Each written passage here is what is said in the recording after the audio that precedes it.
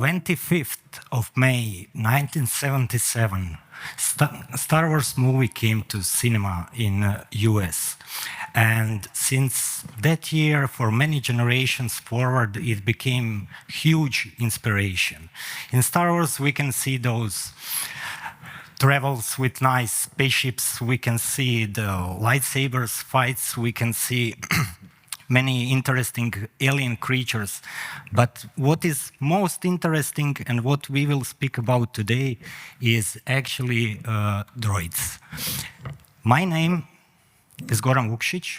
First of all, I would like to say thank you for choosing this session. I know in parallel there is many other interesting sessions running.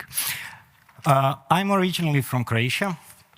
Been living in most of my life there, moved to Denmark, spent 5 years there, then I came over here and living here in Sweden, in Malmö, for the past 6 years. I'm a co-founder of a startup called Synthetic AI Data. We focus on synthetic data for computer vision. If you are interested to hear more about it, feel free to find me afterwards, and I'll be happy to chat about it. You can find me on LinkedIn.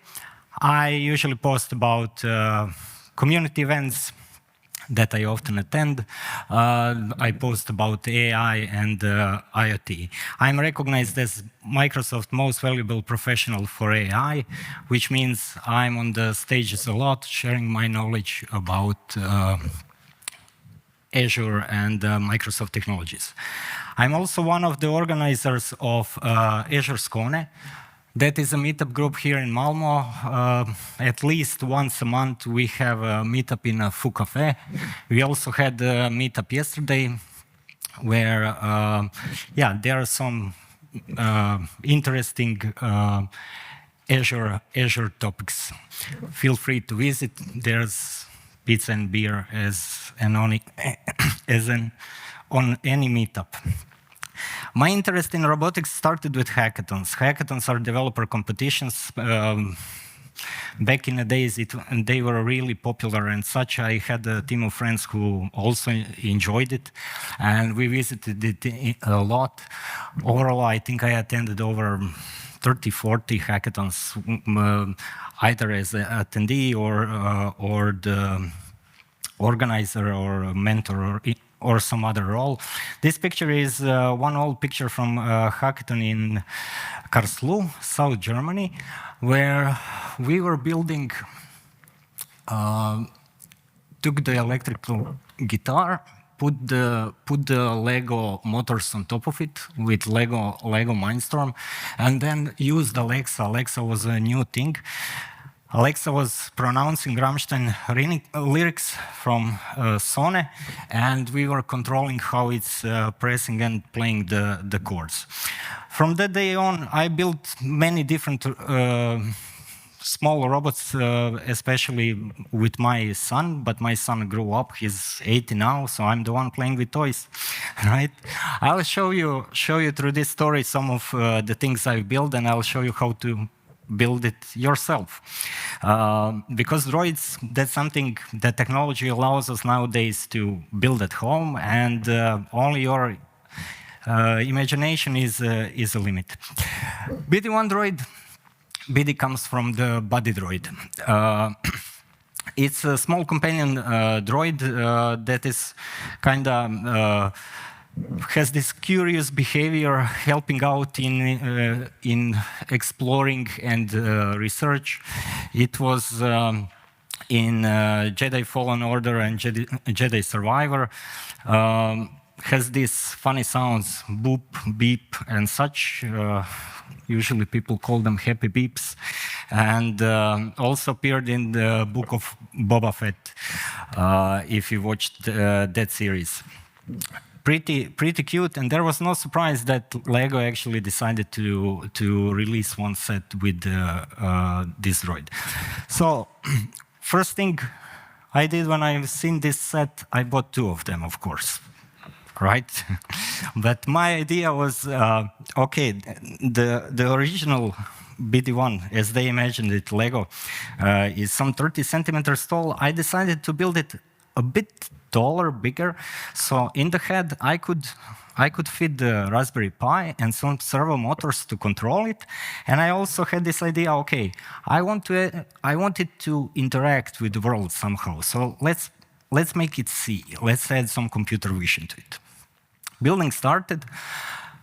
It wasn't easy, to be honest. Like when you follow the Lego set instructions, like, okay, you know exactly what you are building. But like putting two sets together and building something bigger is quite challenging, especially because these things need to stand on the legs. So you need to balance it out and think a bit in advance about that. In the head, which I built bigger, I decided to put in one Raspberry Pi over here. You see some wiring connections. Over here is the small camera, webcam that was disassembled from its case, and I put it in.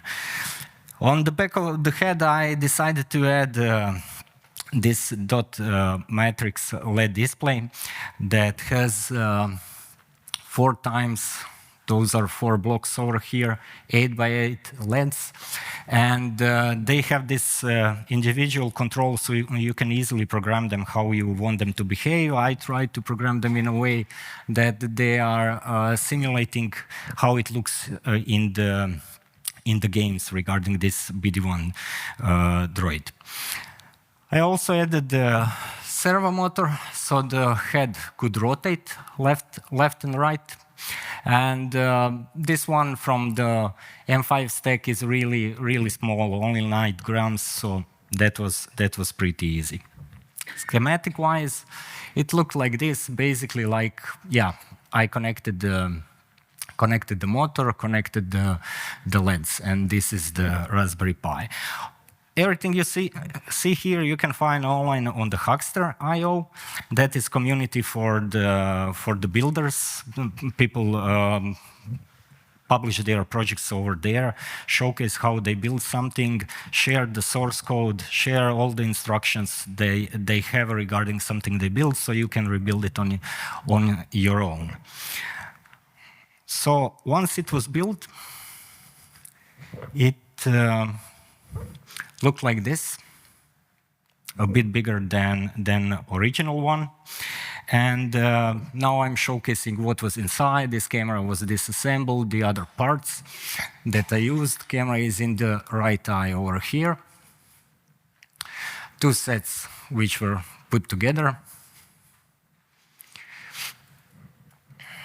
The back panel and how I simulate that it looks like BD1 in the game. And also what I did with the computer vision, and we will go into details on that in later projects I will show you, is it was capable, camera is here, it was capable to recognize R2-D2 as an object. You see I'm holding one small and it's turning its head towards the R2-D2. So with Legos, main problem is they fall apart. It's not really stable. Like it fell, I don't know how many times, then I started gluing it together, then I gave up completely on Legos. I figured out somewhere on the way, actually, to blame Facebook for that, because those networks, I guess, know what we are looking for. So it popped up to me in this Droid Division group, where people actually 3D print those kind of stuff. And there are people who create 3D designs. You can find them, for example, on the Etsy. It is a concept, buy me a beer, right? It costs a few bucks for the author to pay him, yeah, for his time that he spent to design some of those. And on the Facebook, there is this group, Droid Division Print Club, one of many. Later on, I found some other focused on specific droids or such, where you can get all the community support in building some things. Because some people understand, okay, how to 3D model this, how to prepare it for the 3D printer. The others understand painting and how to do some other things. Some people understand, okay, how to, what kind of boards to use inside of it, like Raspberry Pi, Arduino, this and that to make it move, or so on. So I found this Droid as my next target. What should I build? And Droids first appeared in this movie, episode 1, Phantom Menace, in 1999. They are described as cheap and expendable droids, and they are designed for maintaining pod racers. Those are those, speed racers they are using. It is 1.19 meters high and has this ability to fold into compact mode when it's not in use. And how they described it is that it is programmed with a sense of urgency, like their minimal logic processor prevented them from completing complex tasks. And this is especially something I found interesting and such. I wanted to build such droid, but actually to put some kind of brain into it, to understand the world and around it and to react on it.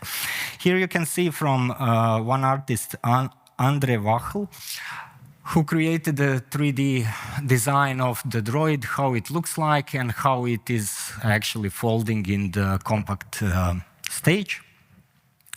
And what I found on the group was actually really interesting, that people are 3D printing those parts, right? Someone designed it. You can 3D print the whole robot and put it together. So you can basically get real-life-sized droid. I decided to go for it, and at that time I didn't have the 3D printer, so I contacted one of the enthusiasts, Ermer Tvano. He's running this TD Outpost, often showcasing on some Comic-Cons and stuff regarding the 3D printing, and I received a lot of parts with some screws.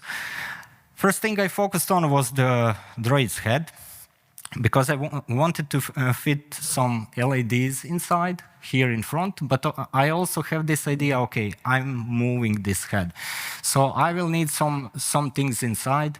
I went, instead of Raspberry Pi, with NVIDIA Jetson Ori Nano. We'll speak about it a bit later.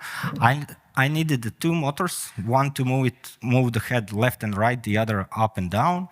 Then Arduino relay. I wanted to fit in the webcam, and it's a lot of stuff, but like, I figured out, okay, this will work, it will fit, I'll manage to do it. So first of all, sanding started. I don't know how much experience you have with 3D printing, but it's no fun at all. I can tell you that. Like, parts you get, they are not perfect. Like, you need to sand. And those sands, that's the microplastic that you are actually taking, so you don't want to breathe that in. You need to wear the mask. Then the painting, total mess, especially for me, who lives in an apartment and had to do it in the basement, and was quite challenging, especially working with 2 colors. But step by step, I managed to move forward. So first, I built legs, banana for scale, adding torso, adding body, preparing the head. And we ended up building a droid. I added some electronics in the head, and this is actually the first run.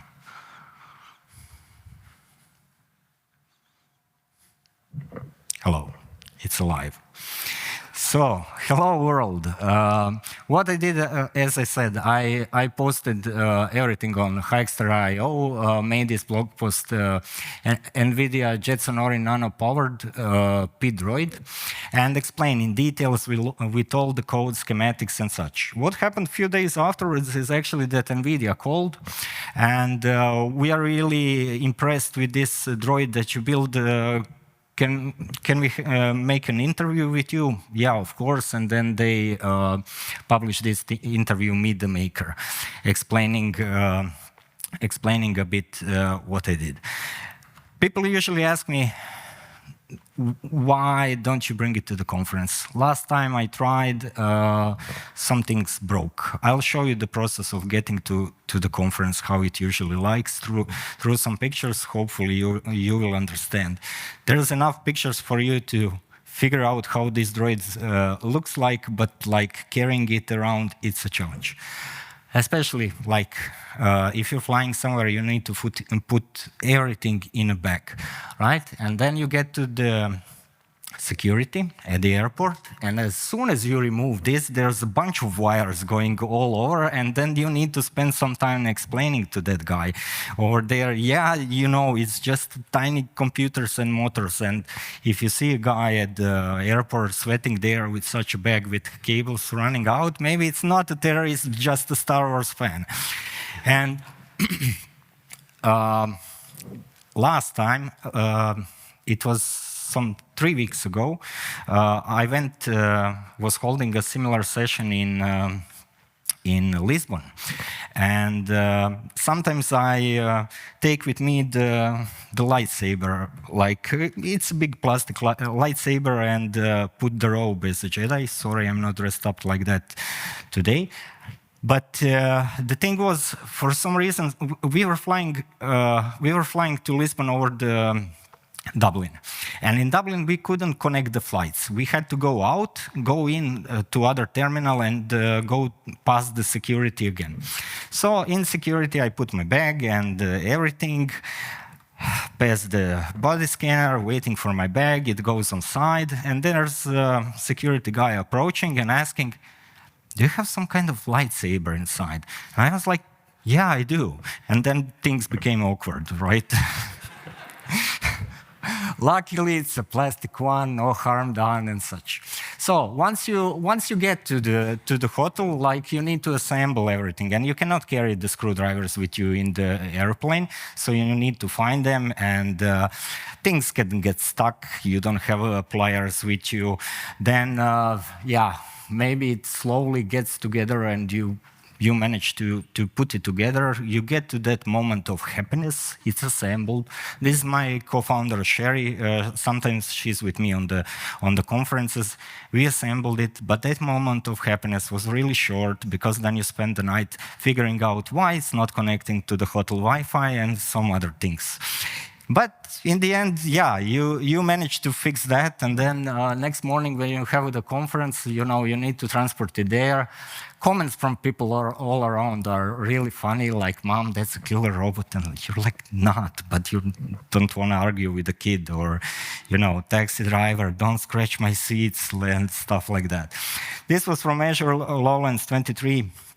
Where we actually used, Sherry is having a gadget on her head that is used to measure the brain activity, and you can use, like, recognize specific thought, but only one thought at a time, which we demonstrated and turned on the robot, and then she controlled the robot's head. There are some blog posts on that topic if you are interested in this.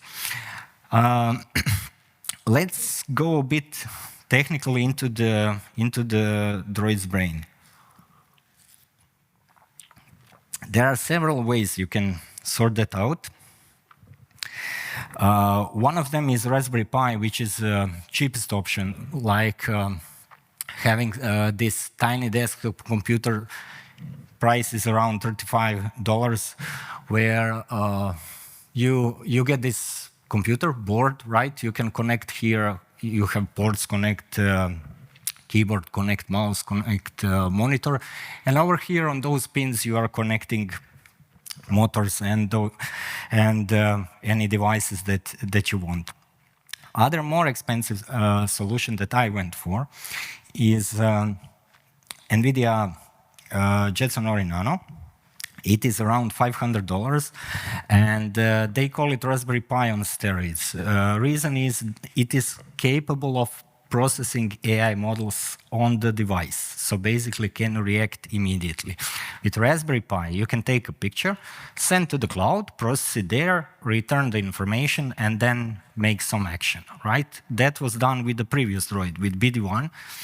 That's how I sorted it out, and it was still fine to recognize, take a picture, recognize where I'm holding that small R2D2, and then send information to cloud, process it there, get it back, and turn the head. With this kind of device, you can spin the model and react more, react faster. Like AI nowadays is moving a lot toward the edge, but that doesn't mean it's excluded from cloud. It stays in the cloud, like, and always you will upload your data points to the cloud. Quick closer look. You have micro SD card that you flash and put here in the back. That's where your OS is. Here you connect the devices.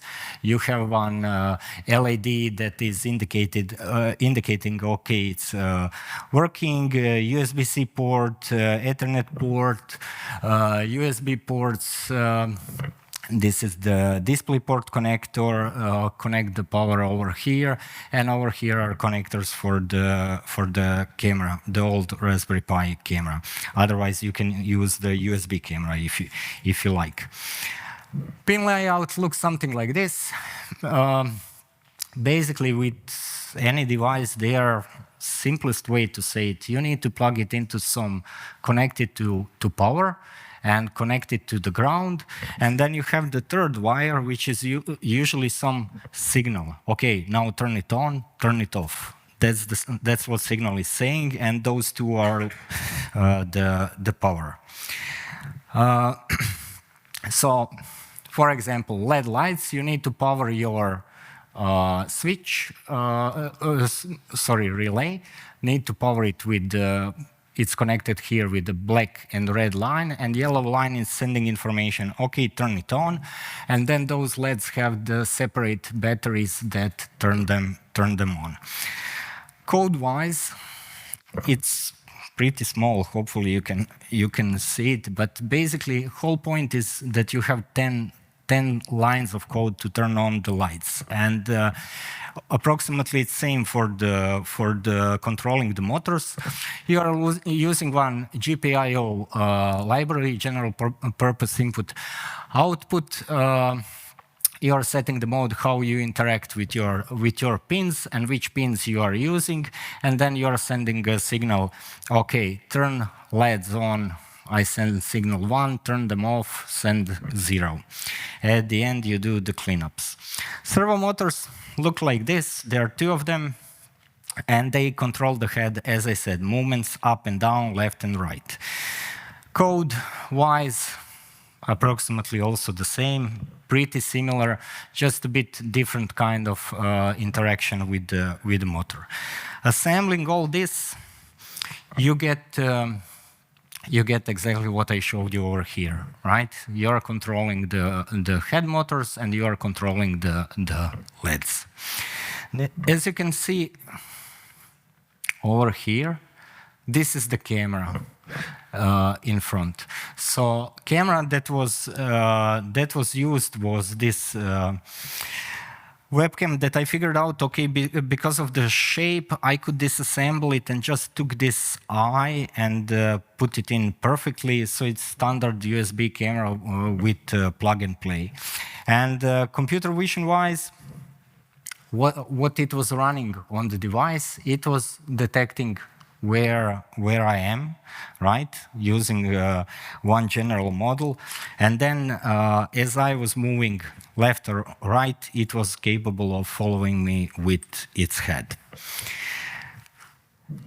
Nowadays, you can do this and many other things like really easy using the services in Azure.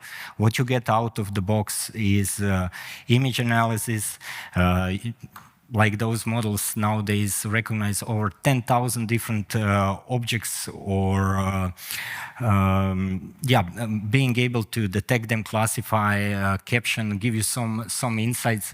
You can do spatial analysis, figuring out like people presence, where they are moving. You can do the optical character recognition, OCR, so reading the handwritten texts. This is something, for example, that nowadays we take for granted. granted, but like we were fighting so many years making this work, and it's great that we got here, that we say, okay, this is sorted. And also the facial recognition, like you could maybe program such a robot to react on your face reactions if you're angry to do something, or if you're happy to do something else. One of the easiest services I would say to try out regarding the computer vision is Azure Custom Vision. And you can find this service in the customvision.ai.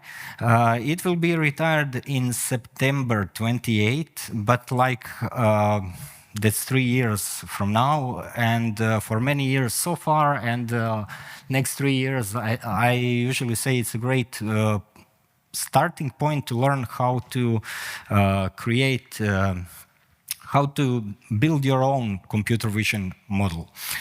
In the service, when you log in, you can create a new project. You need to give it a name.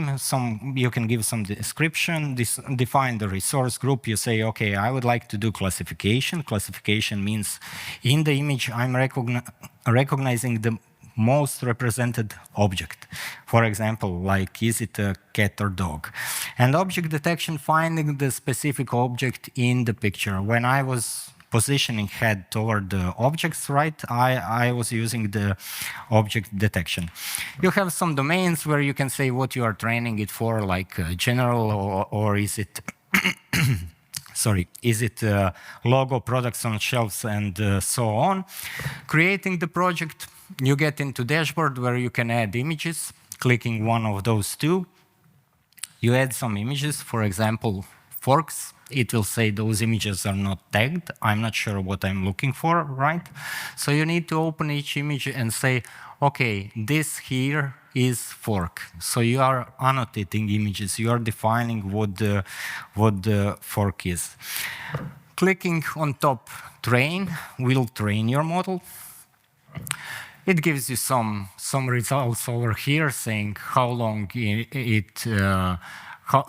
how much time it spent and such. And up on the top, you have option publish. If you publish this model, you make it publicly available, so it is accessible via the URL. And you can upload image to that URL and process the image, get the results back, figure out like what is in the image, where the fork is, right? If you trained it to recognize the fork, it will show you where it is. So using services like this, it's really easy to make the robots see. I uploaded a bunch of R2D2 images, and basically on the result that service gave me back was positioning the head toward the object.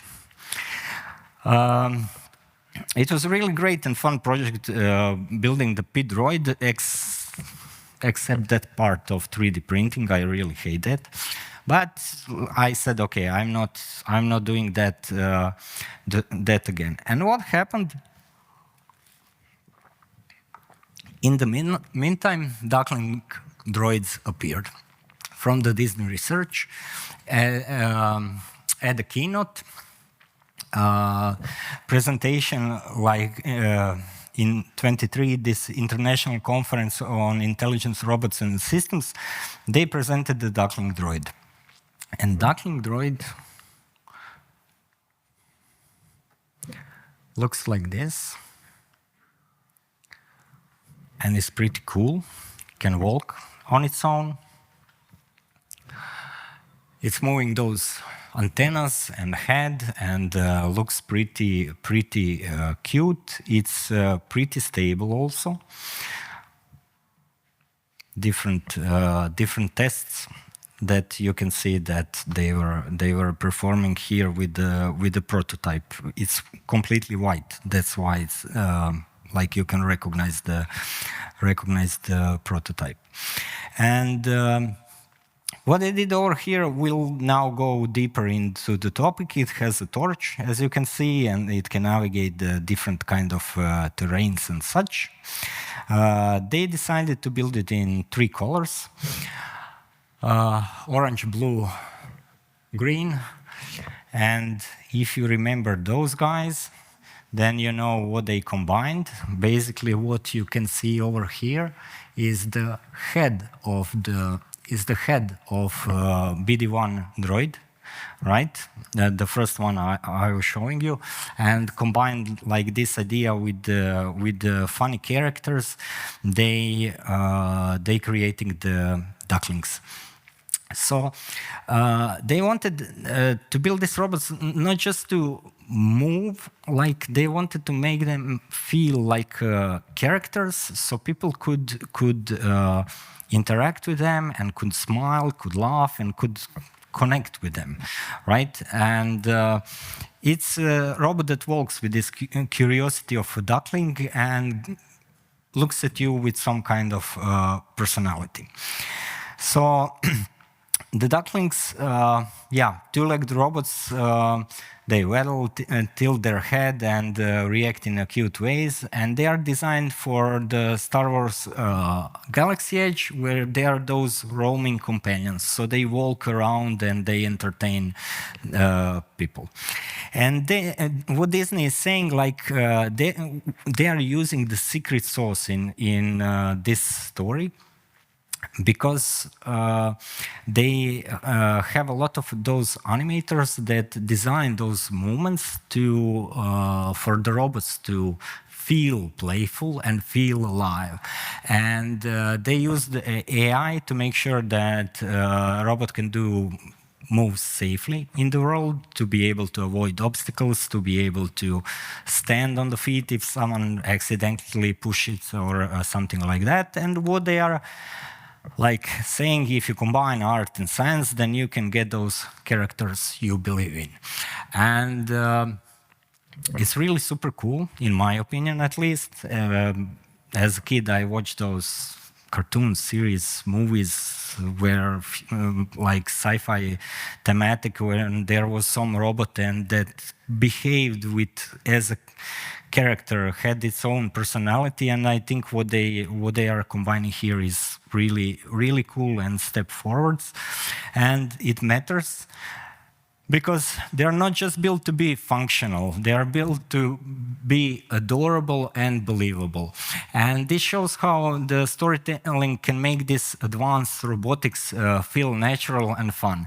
And definitely opens the door for robot teams in parks, museums, homes, and we'll see where it leads. Hardware-wise,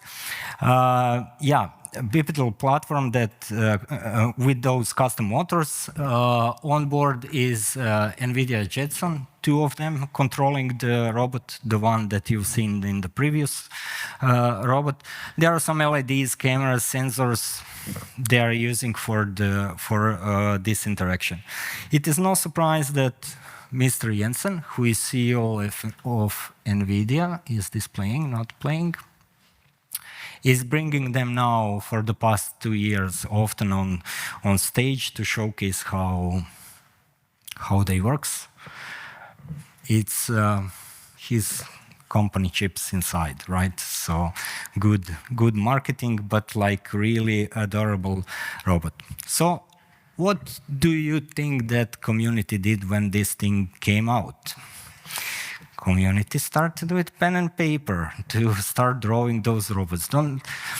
Even though I'm here on the picture, I'm not the only person doing this. There's many other enthusiasts out there that try to do the same thing. So I went with the idea like, oh wow, this is super cool, and like let's try to build something like that, but I don't want to go over there like 3D print everything and such. I want to build something simple to see how would I make it interact with the world. So first of all, I decided to go for the paper. This is the plain paper, just yeah, you need to tape it, glue it a bit, and prepare, and some Legos over here to create antennas, because I figured out antennas are really a big thing regarding the robot personality. And on this video, you can see some ear movements, antenna movements, that are giving it like a different feeling, like when it interacts. Adding some motors to it.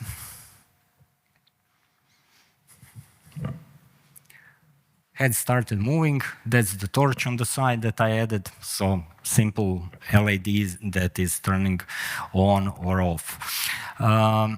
Combining all this together, I added the camera and decided to interact with the robot with the hand movements. So when I show him the hand like this, it will turn on the torchlight.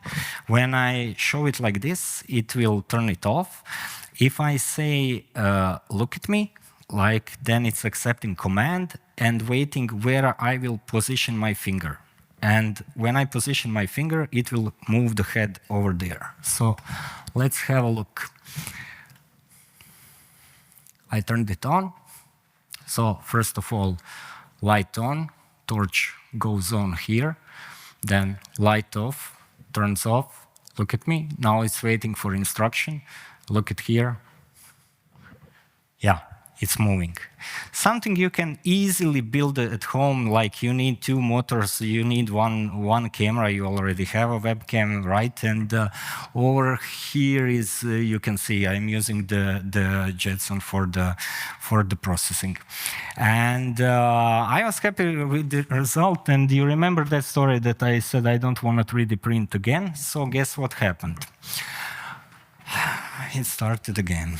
And with 3D printing, it's a fun process where you sit like this for many hours, figuring out, okay, will this turn out okay as I want? Community build the STL files that you can easily 3D print and find in the community. And slowly, many hours later, you are getting some parts that you start assembling, adding more parts. Then you need to start painting it, make it look more realistic, right? This is painted head.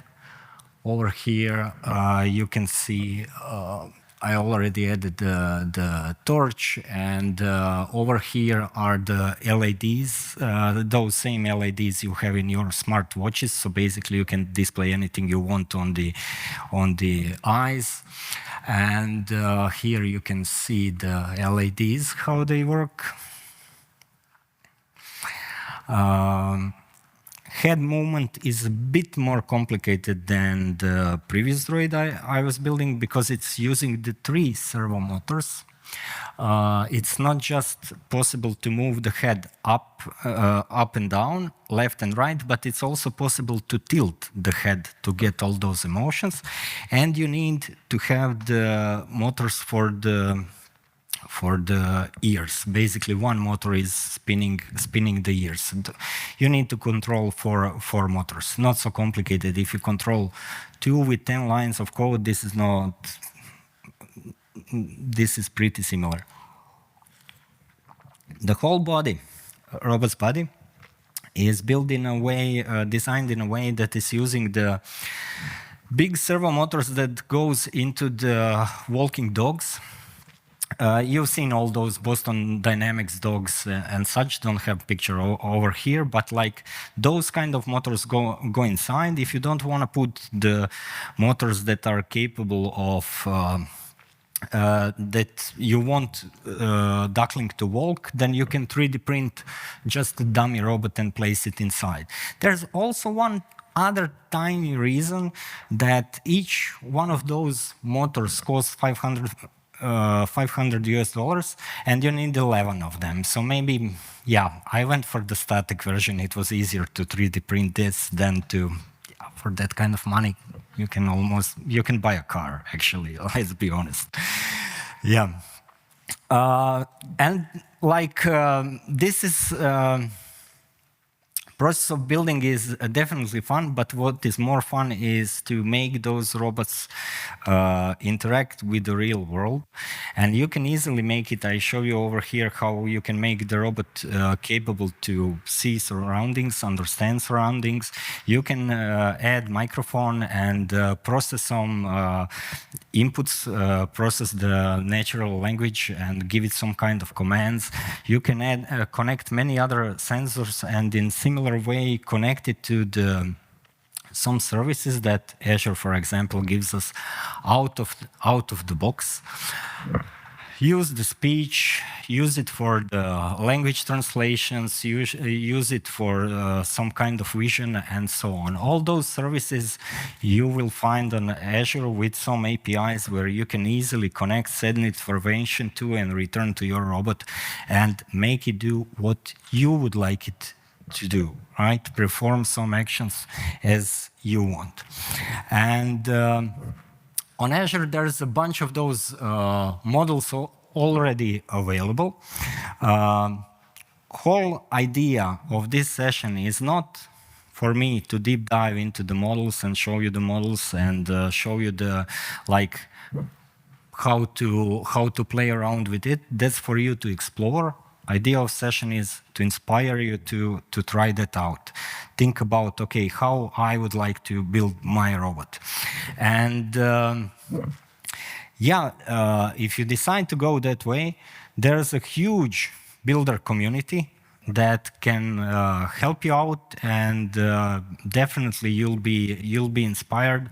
This is Lola, for example. You can buy them in store, but it's much more fun to build one of your own and customize it the way you want. You can build many other different droids that you've seen in movie. Many people out there are building them. Yeah, this is a nice build, a bit higher than him. Maybe something you want to do in retirement, I don't know. Like, look at this guy, respect. I want to be like that in my retirement. And great community. People build really amazing stuff. They share the knowledge. As I said, some of them know how to make it move. Some of them know how to make it see. Some of them understand, okay, how can I connect it and give it some commands and things like that. For example, the version with baby Yoda, all the files are there available. Like, you just need to download, 3D print, sand, paint, assemble a bit. Other version of P-Droid, usually on the Comic-Cons and such, you can meet a lot of those people.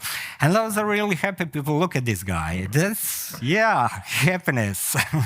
And some of them really have a lot of time, respect, you know, even more free time and things like that.